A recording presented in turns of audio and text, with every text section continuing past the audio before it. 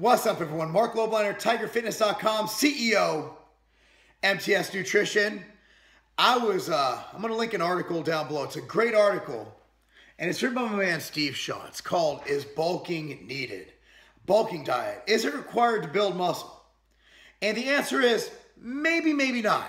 But the bottom line is it's much easier to gain lean mass when in a hypercaloric state, which means eating more calories than you're burning. Let me explain.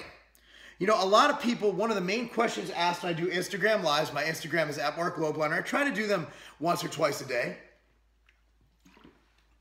is, can I build muscle while losing fat? I've answered this ad nauseum, and the answer is, yes, it's possible, but it's not probable.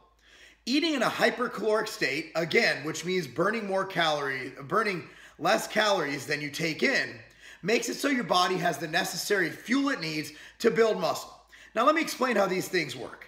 Okay, I don't want to get too far beyond the scope of this article, but there are essential fats and essential amino acids. Those are essential for body processes. Protein's essential for muscle growth. Glucose is carbohydrate.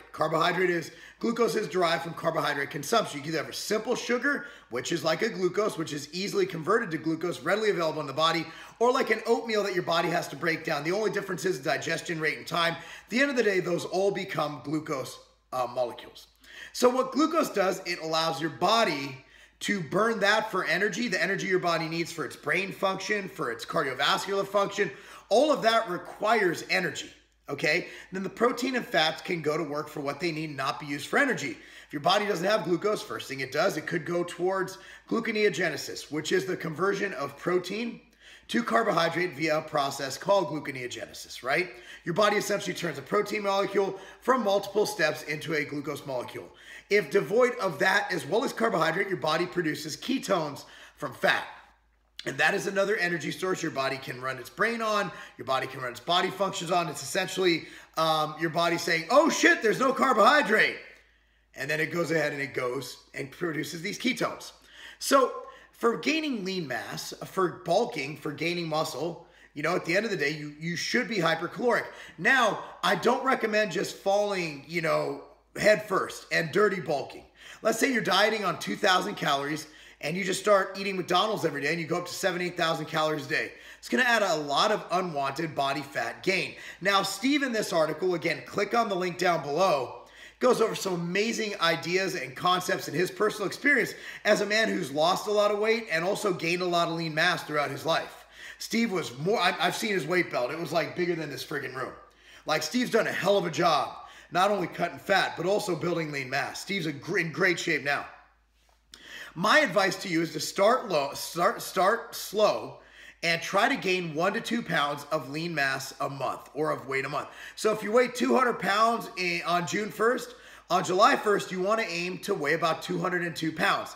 If you were to do that consistently, that would be 24 pounds in a year. And if even 20 or even 15 pounds of that is muscle, what an amazing feat you just accomplished. I don't think since I was like 1 or 2 years into training, I've gained more than 5 to 6 pounds in a year of lean mass. And that's with people saying all this crazy stuff about me gaining all this weight. Man, I've been slowly building and building throughout the years, you know. And since I turned pro in 2013 as a bodybuilder, 2017 I competed at 220 on stage. I'd probably be on stage about 235, maybe. That's an average, that's like what? You know, you got 4 years, 15 pounds. It's not a terrible, that's under 4 pounds a year. So if you were to gain, oh my goodness, is that a lot of weight?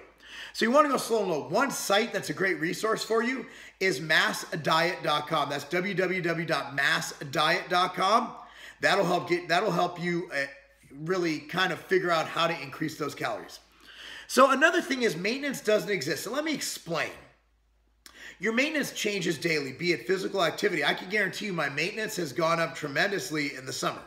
Okay, because I'm outdoors, I'm enjoying the sun, I'm riding my bike, I'm doing a lot of fun things, playing soccer with the kids. You know, maintenance doesn't exist. So just realize that you can't be exactly precise about everything, but I do think that you need to have a consistency. So if you're at 2,200 calories, you're trying to gain 1 to 2 pounds a month, you want to make sure that, you know, if it's not happening, you raise it to 2,400 calories or 2,500 calories. You consistently do that. And that's one way to look for how to make those gains. Another thing is more muscle equals you burn more calories. So a lot of people go, cardio, I'm starting a diet.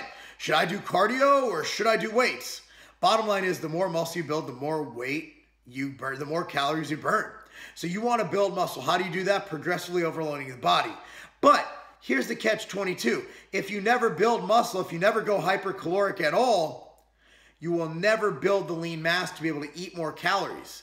I'll tell you what, I'm able to eat a lot more calories now than when I used to compete as a lightweight. You know what I'm saying? So the bottom line is the bulking diet for everyone? No. If you're a female just trying to remain in shape, just trying to be lean, who just wants to exercise, I do recommend not crashing your calories. That leads to metabolic adaptation. Metabolic adaptation is your body's survival mode.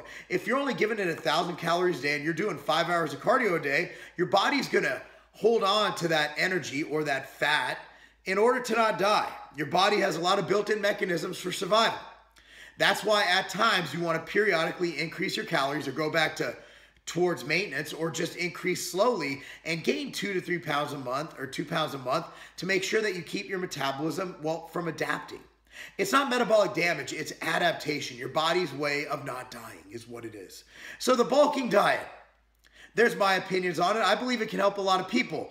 I do also believe, as stated at massdiet.com, that if you are above 15% body fat, you do not need to bulk. I like people to start their bulks between 6 and 8% body fat. Because think of it this way. That way, if you gain those 2 pounds a month, your chances of becoming fat are much lower because it's slow, it's lean, and your body's going to operate and utilize that energy source for what it needs. If you start at 15%, you start packing on more weight, by the time that year's over, that 24 pounds is going to look like shit because you're going to be like 25% body fat. However, if you start at 6% body fat, even if you gain 5 or 6 or 10% body fat, you're still at under, 20% body fat. So it's not a big deal. I recommend starting, if you get over 15%, scale it back a little bit, train intense. Now bulking, one thing we haven't touched on here is training intense, and intense training is key. You want to find a training program you really love. There's a lot of them on the content site on tigerfitness.com. Be sure to rock those out. Anyway, comment down below. What do you think? What's your favorite way to bulk? Do you clean bulk? Do you dirty bulk? And do you think bulking is even necessary? Comment down below, click on the article, read it, and that's not a game.